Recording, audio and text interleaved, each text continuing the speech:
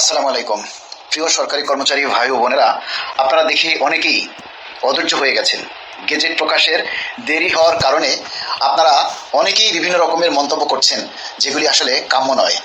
আপনারা গত তিনটা পে স্কেলের বাস্তবায়ন এবং গেজেট প্রকাশকাল যদি আপনারা সঠিকভাবে জানেন, তাহলে বুঝতে পারবেন যে গত তিনটা পে স্কেলের প্রজ্ঞাপনই 6 মাস পরে হয়েছে এবং সেই 6 মাসের সবাই বকেয়া পেয়েছে।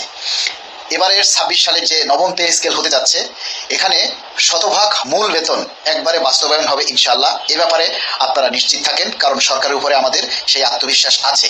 আমরা সরকারি কর্মকর্তা কর্মচারী কল্যাণ সমিতি আপনাদের সেই দাবিগুলি আমরা বারংবার তুলে ধরছি সরকারের কাছে, এবং সরকারি উচ্চ পর্যায়ের সাথে আমাদের সেই দাবি পৌঁছে দেওয়ার জন্য আপনারাও সবাই সহযোগিতা করছেন।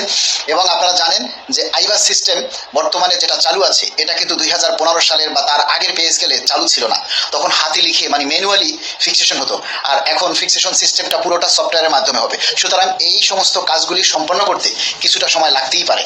তাছাড়া আজকে প্রথম আলো সহ দ্য ডেইলি স্টার, যে সমস্ত বিশ্বাসযোগ্য পত্রিকা, যাদের মাধ্যমে বা যাদের তথ্যসূত্রে আমরা যেটা জেনেছি যে আগামী 2 সপ্তাহের মধ্যেই আমাদের যে প্রস্তাবিত পে স্কেল এবং সচিব পর্যায়ে চূড়ান্ত সুপারিশ, সেটা অর্থ মন্ত্রণালয়ের মাধ্যমে মন্ত্রিসভায় উত্থাপন করা হবে অনুমোদনের জন্য। এই প্রক্রিয়াগুলি সম্পন্ন হলেই অতি অল্প সময়ের মধ্যে প্রজ্ঞাপন জারি হবে। আপনারা এ ব্যাপারে নিশ্চিন্ত থাকুন। যেখানে মহান সংসদে ঘোষণা করা হয়েছে সরকারের পক্ষ থেকে 1 জুলাই 2026 থেকে বাস্তবায়ন করা হবে, সেখানে আপনারা কিছু মিডিয়ার কথা যে 27-28 অর্থ বছরে বাস্তবায়ন হবে, এটা সেটা, এগুলিতে আপনারা কান দিচ্ছেন। এগুলির কথা শুনে আপনারা বিভিন্ন মন্তব্য করছেন।